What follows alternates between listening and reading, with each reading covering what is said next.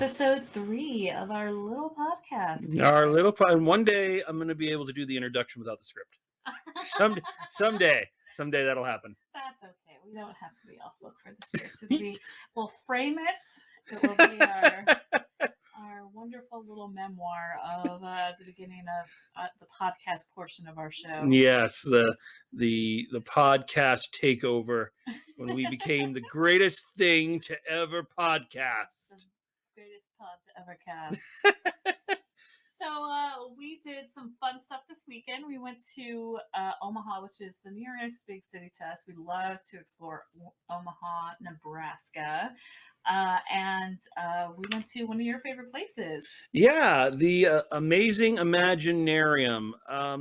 If you're a toy hunter or you're someone who loves like old toys or memorabilia of any kind, you have got to check this place out. It is like the first time I walked into it, it was like walking into a dream. I was like, this place is beautiful. It has so much. It has everything you could hope for.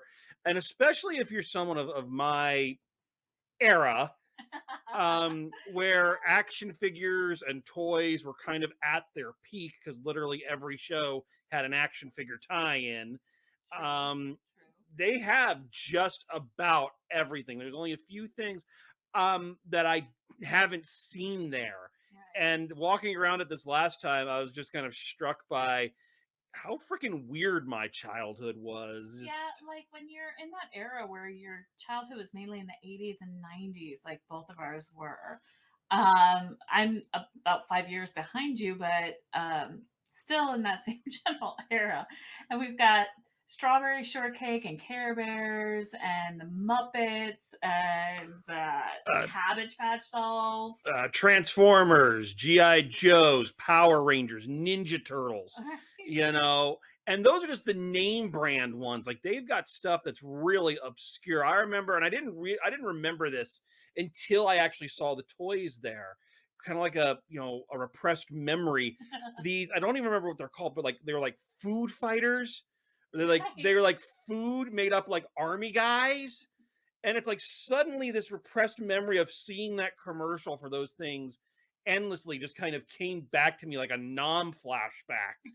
And I was just like, oh my God, what a glorious time to be alive.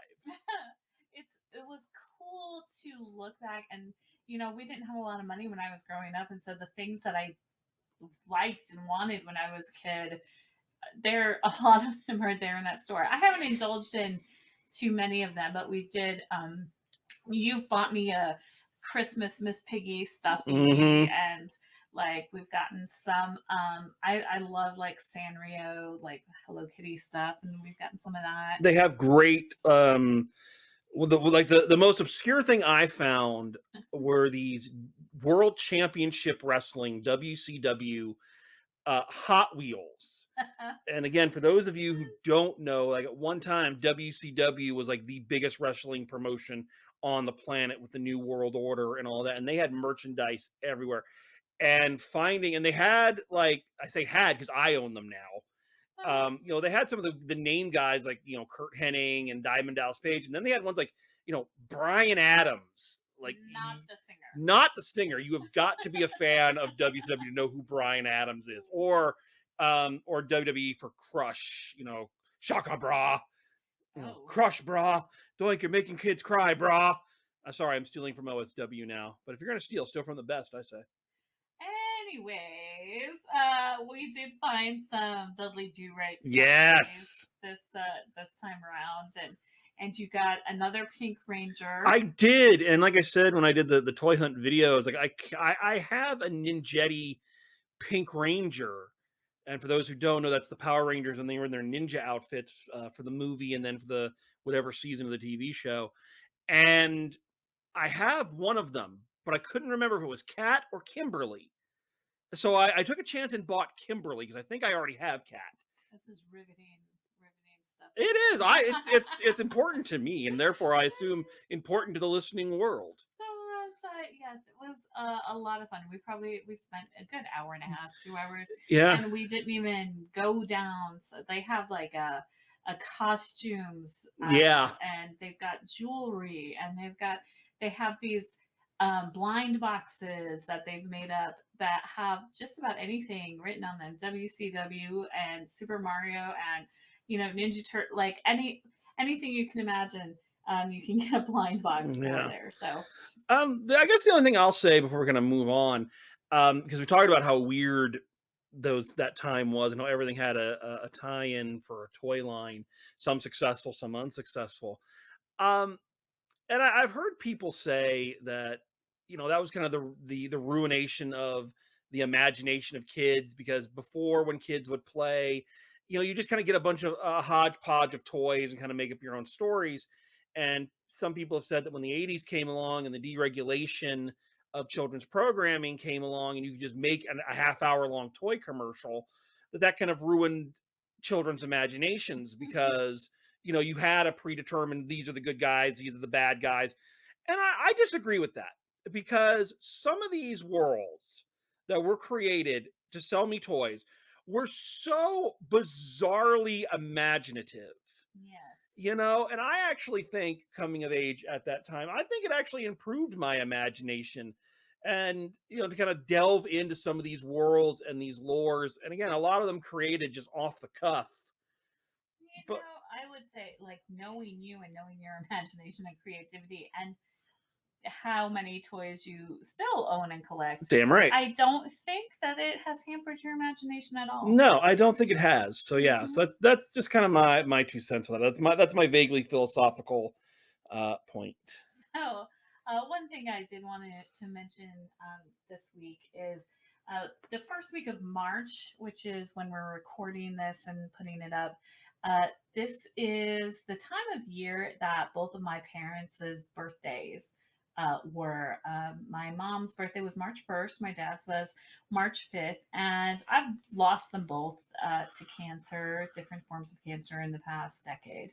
And I love to spend their birthdays talking about, first of all, the good things that they left me. My parents didn't have very much money. They spent their life serving others. Uh, but the things that they left me were a heritage of caring for other people and caring for your family. And my mom, she taught me that you can just about get through anything if you've got a good enough sense of humor.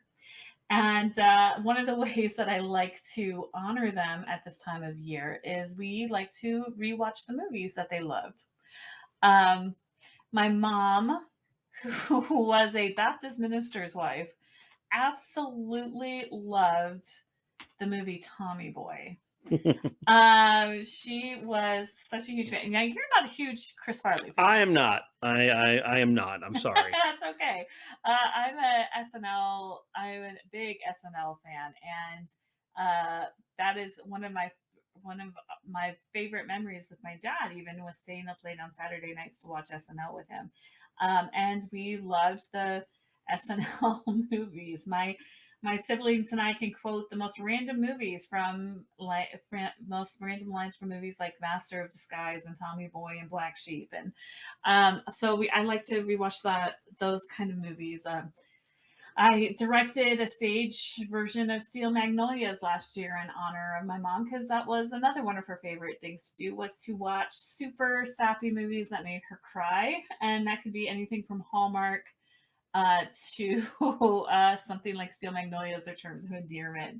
And my dad, he was a big Western fan, so I like to watch Westerns to kind of honor him. John Wayne or anything John Wayne related was generally in his wheelhouse. And we would, one of the best ways that we spent time together when he was in and out of the hospital for the 2 years he struggled with colon cancer was sitting in the hospital and watching late night movies on TCM, watching old westerns and John Wayne movies, and I will never regret spending that time with him. So just a little shout out to say, hey, get checked for different types of cancer. Don't miss your physicals because you never know when it's going to sneak up on you. They were both had barely reached their 60s by the time that they were gone. And second of all, spend time with the people you love. And even if it's sitting in a movie theater, even if it's sitting on your couch and watching movies on television, it's their memories that you're going to be able to hold on to and revisit. When I watched Seven Brides for Seven Brothers, I can remember sitting on the couch as a teenager with my mom and watching it.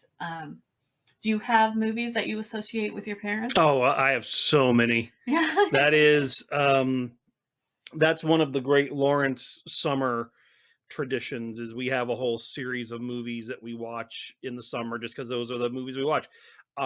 Everest Yeah, I was going to say has Everest. become a big favorite. The Haley Mills movie Summer Magic, the Mhm. Disney movie. The Notorious B.I.G. biopic Notorious is one of my mom and my's absolute favorites. Yes, Um, this woman, this Alaska. Well, she's an Air Force wife. Lived in Alaska for how many years now? 30 something it's been a years. while. And she's in her 60s, and she can spout the most random facts about the Notorious B.I.G. Well, she sold rap music. Yes, that's true. Like she worked in a CD store. And for those who don't know, kids, when we had to buy music on little discs, we would go to a store and buy them. And my mom worked it, and she was like the queen of rap. She knew all the rappers. Now, what about your dad? My dad loves mysteries. He loves like the old Sherlock Holmes, he loves the Thin Man series. He will watch the Thin Man series. That's one of his great uh I don't know what you'd call it, but like one of his great comfort films, I guess, because like no matter when they're on, he'll watch them, and he's seen them a million times. Charlie Chan and Mr. Moto and a lot of those. He loves those old mystery movies. Do you know, I tend to associate your parents more with BBC TV shows. Yeah, well, they watch a lot of those too. Yes, then I think that would be what would remind me. What is the one that they love to watch with the couple in the apartment, the older couple? Vicious. Vicious. Yes, Vicious Yeah. definitely reminds me of So your yeah, parents. so yeah, there's a lot that we that the Lawrence family likes to watch. Yeah, take some time in honor of my folks and loved ones that you may have lost. Watch a movie that means something to you.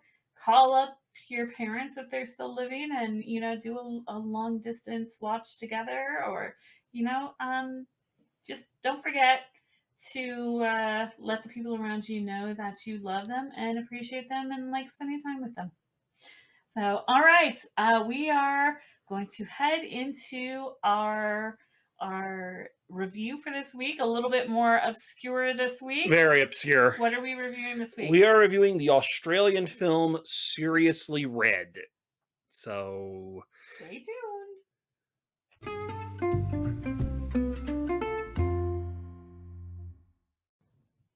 All right, so let's dive into our review.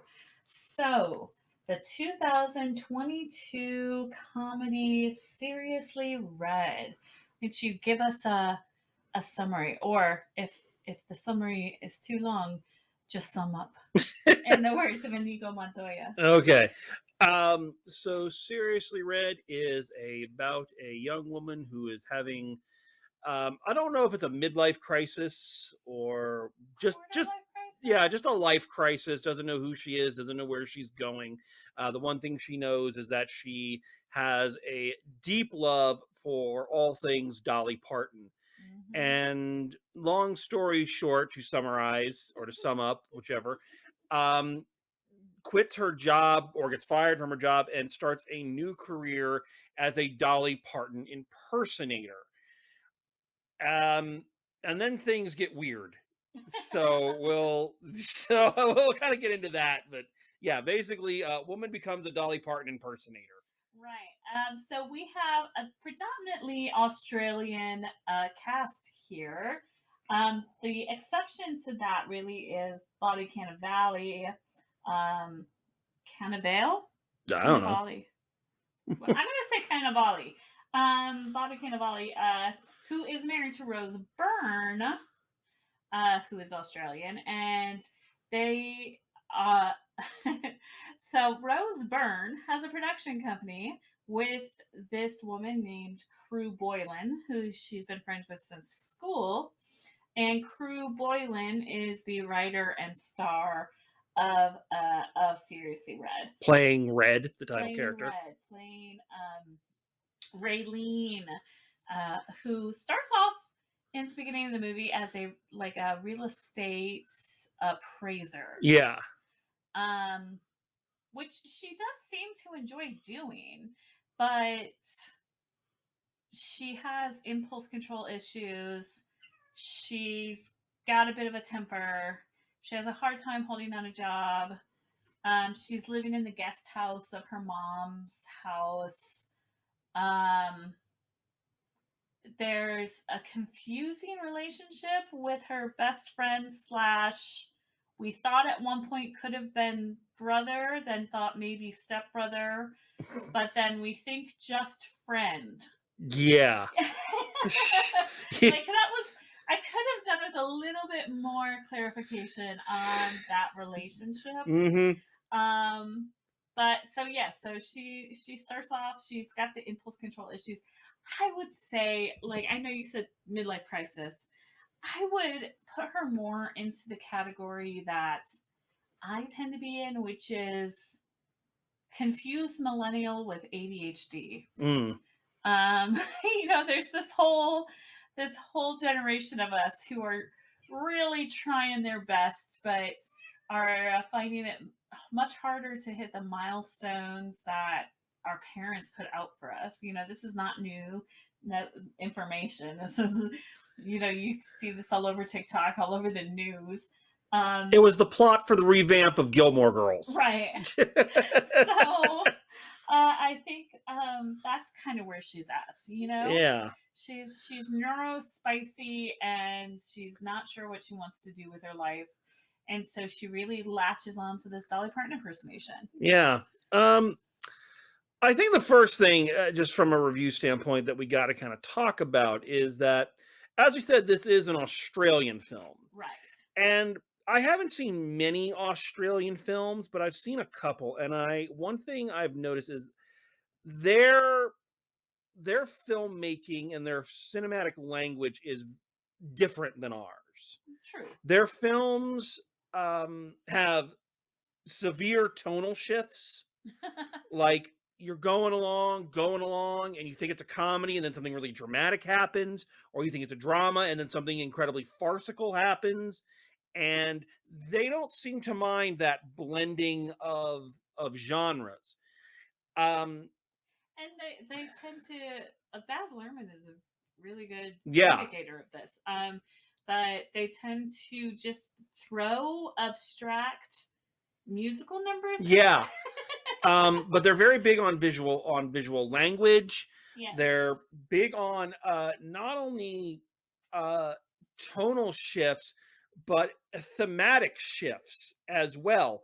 And they seem to try to bounce around. And one of the things that I think you need to know going into this film is that's what you're going into. It's very, I guess, maybe a way to characterize Australian filmmaking is it's a little bit campy. Yeah, I would agree with that. I think of like the big, good Australian films that I've seen, like Priscilla, Queen of the Desert, even something like Moulin Rouge, or Elvis. Yeah. But what's the one that you love? Strictly Ballroom. Strictly Ballroom. Yeah. Like, I would say that campy is not a bad way to describe it. Yeah, so if you're going to watch this movie, you need to be aware of that, because if you're not used to that type of filmmaking, that type of storytelling, it's going to feel like you're suffering from tonal whiplash a lot. And to be honest, that is an issue I kind of had with this movie, is that it was kind of all over the place tonally, emotionally, thematically, and I know that that's the way Aussies make their films. So I know that that's probably on purpose, but for me, it really um so like for instance, uh the overall feeling I got from the movie, from everything we've seen, is that this is a woman who embraces her inner Dolly. Okay. And that's the story. She finds this confidence, and she finds this, you know, her voice, and she finds her way in life by emulating her greatest hero.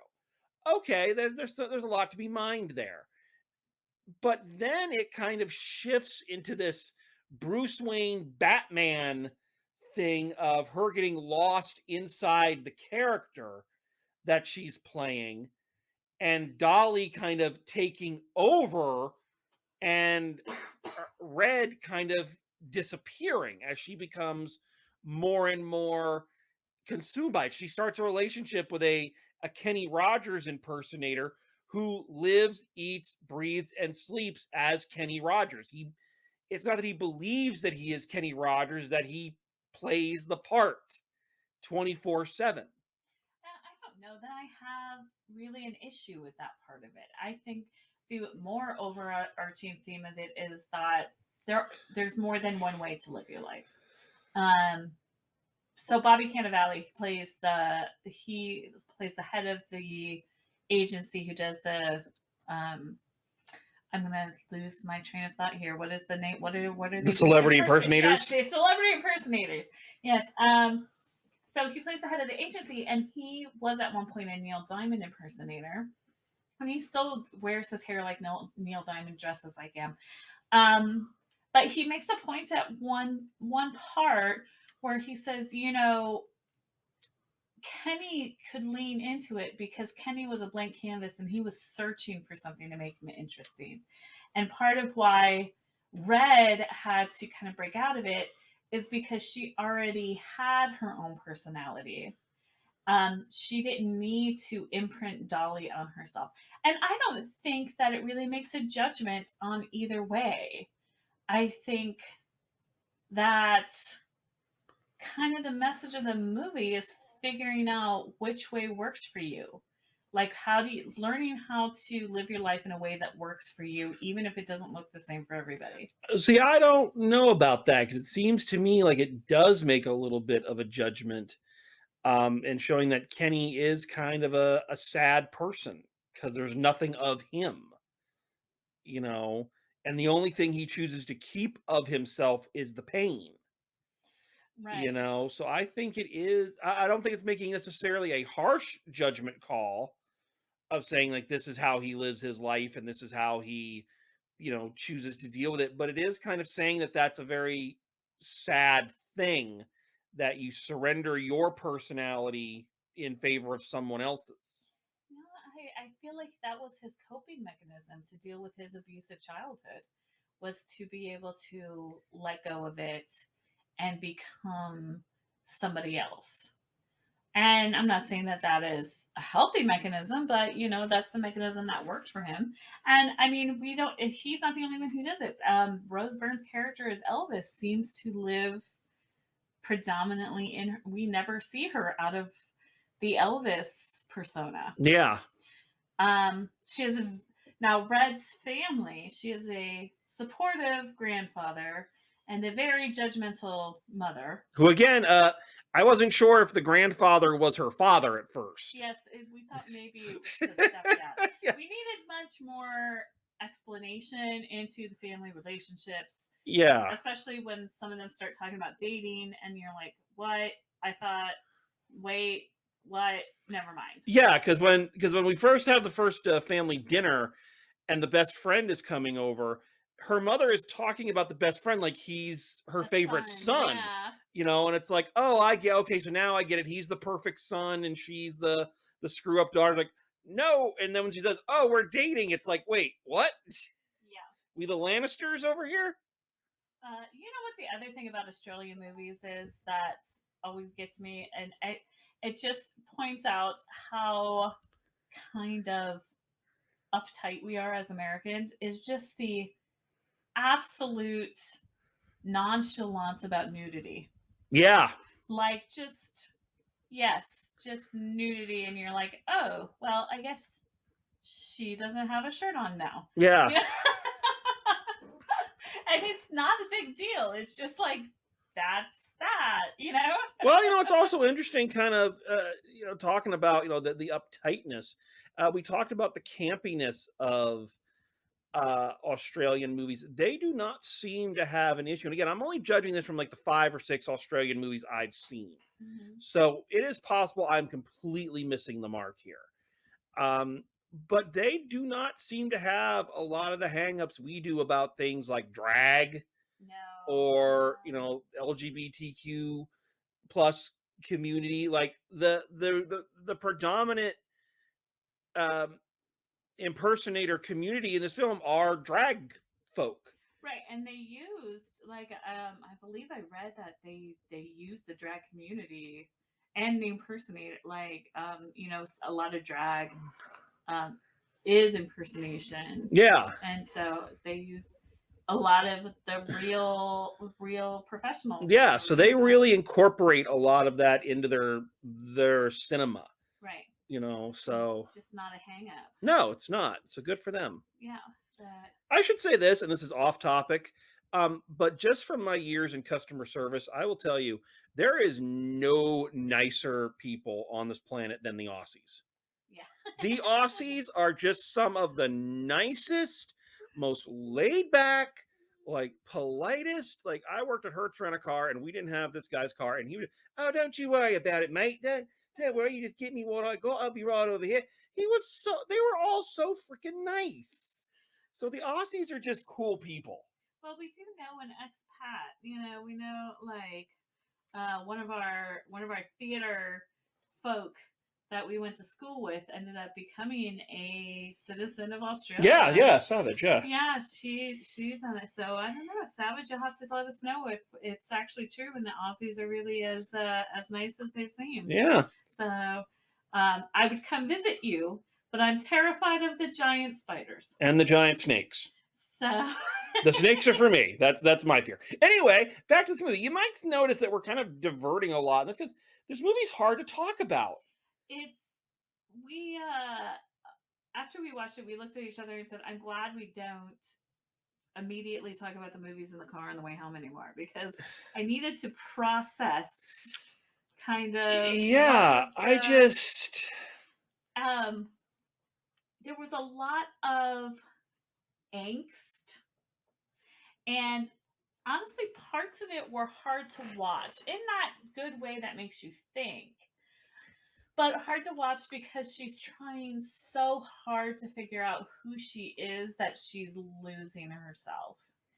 And she's trying so hard to be successful and prove that she's not a failure again, which I 1000%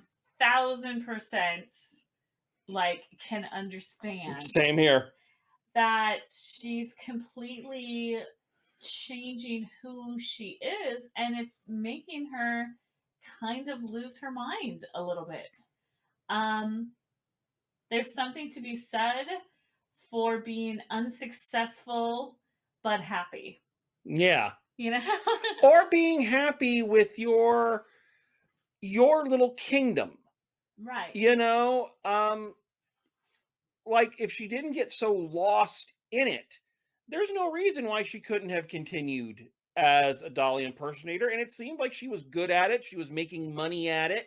She was, people, the audiences she was performing for loved it. Yeah, it's not, the creme de la creme. It's not Broadway, but if that's where your talent lies and you're happy doing it, yeah. I don't see what, being happy with it's okay to be a big fish in a small pond. That's okay. We always say that like it's such a bad thing, but it's not. It's fine to be that. If that's where you're happy. It's even okay to be a medium-sized fish in a small pond. Yeah. There's got to be small fish too. Yeah. You be any size of fish you want to be. but the movie is difficult to kind of process, and as such, it's difficult to talk about. Again, I think some of that is a little bit of the barrier of the cinematic language that they use versus kind of what we're used to and the narrative storytelling we're used to. Because again, kind of the tonal shifts, the abstract moments, the weird musical numbers, that just kind of come out of nowhere. They're a bit jarring, and they shift up. Like I said, in terms of thematic shift, it goes along, goes along, goes along. It's all about her finding her identity, losing her identity, and then at the very end, there's this reconciliation with her mother Right. that felt like it was. It didn't necessarily come out of nowhere, but you're like, wait, is that what the movie was about? You know? See, and I think that's, and maybe it's Australian films, maybe it's just films in 2023. I don't know that there is one small piece that the movie was about. I don't think there's one small message. I think it's overall like sometimes the road to happiness or to yourself kind of goes in a different direction than you'd expect. And that's fine, and I don't necessarily mind that, but it's kind of like one of my big problems that I talked about with that Steven Spielberg thing, the Fablemans, Right. is that he was trying to tackle so many themes that none of them really got explored. It was, here's this thing, then we're moving on to this, and then we're on to this, and then we're on to this. Oh wait, remember we talked about this? Well, this is kind of, and I don't mind it when a film has a lot of things to say, or when it plants a lot of different seeds, and it's up to you as the audience to determine which ones you're going to follow. It's that if there isn't um, a main theme that's explored and everything else kind of branches organically off of that, I feel like a lot of the other things get lost, and they feel like this film did to me. They feel very the shifts feel very jarring, and it's hard to kind of follow what we're supposed to be gleaming from it. I could see that, I suppose. I feel like there are some pieces that we lost. I would have wanted to have more of the backstory of Teeth, the impersonator, Yeah. or the manager of the impersonators. I would have liked to have seen, the Wilson, Neil Diamond character with his outside of the club, or some more backstory. We don't really get a complete picture of her time with the Elvis impersonator. There's a lot of pieces that didn't get really fully developed. And if this is supposed to be kind of a slice of life, a little glimpse into, this portion of Red's life, then I guess that makes sense because you don't always get all the information. But it did feel, and I enjoyed the movie, but I did feel like there was something incomplete about it. Yeah. And I don't know if it was things got cut. There was like, one of these smaller movies to get released in the United States, it has like 8 production companies. Yeah. So it's totally possible that one of them sliced up some stuff. All I could hear watching it was the CinemaSins guy, 40 goddamn seconds of logos. Yeah. So tell me, good things you enjoyed about it. I think the performances were pretty good. I think acting wise, it was solid. I can't say anybody particularly stuck out as a performance that I went, wow, that really bowled me over. But at the same time, I think that they were pretty solid. I think the actress playing Red, Yeah, Krew Boylan. did a good job of creating kind of the dual identity, the Bruce Wayne Batman of Red and of Dolly. And I also just think, and we've talked about this a lot, that it's so easy to see why someone would choose Dolly as their spiritual guide. I mean, who doesn't love Dolly? Oh, I'm a big Dolly fan. Yeah, I love Dolly. I mean, I am saving up for a Dolly tattoo. yeah, I mean, And Dolly is just a very genuine, a very, um, I did enjoy that part where they put different quotes from Dolly. That's yeah, pretty well known, but still good to yeah, to kind of serve as the title cards for the right. different parts of the movie, kind of what she was pulling from at that particular moment. I liked that, and you could see how a person like Dolly, a persona like Dolly, would appeal to someone like Red, and how when you're looking for an identity, that would be somebody that you would really glom onto. Well, and I think that she was looking for acceptance in a maternal figure too, which is why a lot of, especially people in the alphabet community kind of, reach out to Dolly or follow Dolly because she accepts, she loves all colors of the rainbow and all, flavors of the ice cream. And she's very supportive. And so when you don't necessarily have that supportive maternal figure at home, Yeah. you can reach out to Dolly. I did, and I think you're right that Krew Boylan did a great job in this piece. The guy who plays her best friend, Thomas Campbell. what I thought was interesting, and we didn't even notice until part of the way through, is that he has a disability. He's looks like it was a birth defect.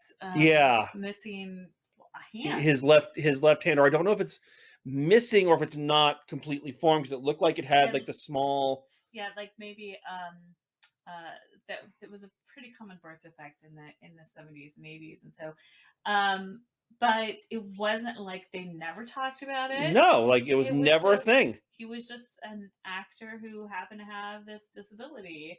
And I thought that was kind of cool. Yeah, and I think we should also say, because I'm always very conflicted when something like that comes up. Because at the one point you want to point it out because that is really cool that they just did it, but at the other point you don't want to make that the whole thing. Right. It's like he was good in the role. He was. The role was good and he performed well in it. Yes. And then it's a cool thing that he happens to be a disabled actor that the movie does not ever make the sole driving force of his character. It just is, and everybody accepts it. Right. It just happened to be. It's like when they have a part that wasn't necessarily written for a fat girl, but a fat girl gets cast, like it doesn't get mentioned, like what you don't have, it doesn't become what the movie's about, but it's still representation, and representation is good. Yeah. So I think that'd be another thing I'd say that's good, as we've already kind of discussed, is that while the Aussie filmmaking language, or whatever you want to call it, is very different from ours, I think there's a lot of good stuff that they do that I wish we would embrace a little bit more. Yeah, I would have to agree with you on that point. I did, when I watch a movie like this, and this was very much like the BJ Novak movie too. Yeah. What was it? Vengeance. It's not necessarily the best movie I've ever seen, and it's not necessarily that I'm going to go back and rewatch it again and again and again. But I chewed on it and I thought about it, and I think that if there's anything, if there's a movie that is making you ruminate, and not with disgust and hate, like last week's movie, then there's something there. Yeah, I think there's credence to that. I think there's value in that. Yeah, I would agree. Right. And yeah, everyone needs a little more Dolly in their life. Yeah, I think we'd all be a little bit better off with more Dolly. What did you think about the fact that the impersonators weren't necessarily great impersonators? I actually kind of liked that. I liked that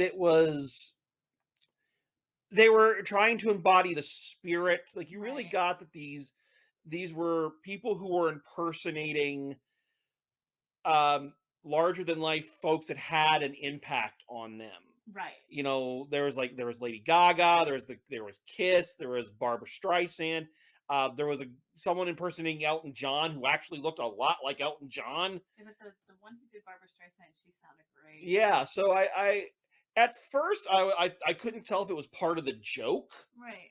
But then I kind of realized, like, no, they're impersonating the people that meant the most to them, or that Right. gave them something. So I kind of like the whole thing of it didn't, they weren't actually that great of impersonators, but it didn't matter. Right. It's not like this is Elvis and Austin Butler is trying to personify Yeah. Elvis. It's, you know that her They're voice is a little too high and squeaky to be Dolly. Her southern accent's a little not the best, but probably sounds good if you're Australian. it's a You step up know? from cosplaying. Right. You know, it's So like taking cosplaying to right. the next level is what it felt more I like. was honestly actually surprised at how good Bobby Cannavale was as Neil Diamond. Yeah. Like that was pretty impressive. When he sang the actually. song, yeah, that was Yeah. pretty good. Ironically, the worst one was the guy Who played Kenny who Rogers. played Kenny Rogers, who sounded nothing like him, didn't have any, like all the others you saw a glimmer of. He didn't have the right timbre. No, voice. but to be fair, and God bless you, Kenny, like nobody can. Exactly. Like Kenny Rogers, I love Kenny Rogers, and like, yeah, you can't impersonate Kenny Rogers, just like you really can't impersonate Dolly, because there's only one. Though, I believe it was Dolly Parton who came in third in a Dolly Parton lookalike contest. That sounds about right. That sounds like Dolly. Yeah, but anyways. Any final thoughts you'd like to share before we get to the final grade and wrapping up? No, if this didn't have so many boobs in it, it probably would make a good after school special. Or scenes of people pissing in the lawn. Oh yeah. Well, that was only one. Yeah, but still. You just don't like I any kind of bathroom I don't scenes. like seeing people go to the bathroom. That's why we have a door on the goddamn thing. Anyway. Sorry. All right. Rant over. New rants beginning notes. Oh Lord. Buy our merch. I don't have enough energy for Yeah. another rant tonight. No, I don't think I do either. Okay, so let's wrap this up. All right, so final grade for you for Seriously Red. I think I'm gonna go a solid B. Mm. I think the performances were good. I thought a lot about Red and her journey. But it's not something I wouldn't recommend this to just anybody. This is for a very special viewer. How about you? So for the first time since we started the podcast version, we are going to differ very greatly in our grades, and I have to go a solid C. Okay. On this one. There were good things, and you're right, it's for a very specific audience, but I don't hate it, but there's nothing in it that makes me say I need to go watch that again. And for me, rewatch value is important. Right. And whereas I judge by would I rather watch this or take a nap. Yeah. So, I didn't hate it, and I think a certain audience will really like it. I think there is an audience for it, and it did some good things, but all in all, just didn't wow it for me. So there you have it. Well, thanks for watching with me, honey. Oh, and you can find this one on YouTube. That's right.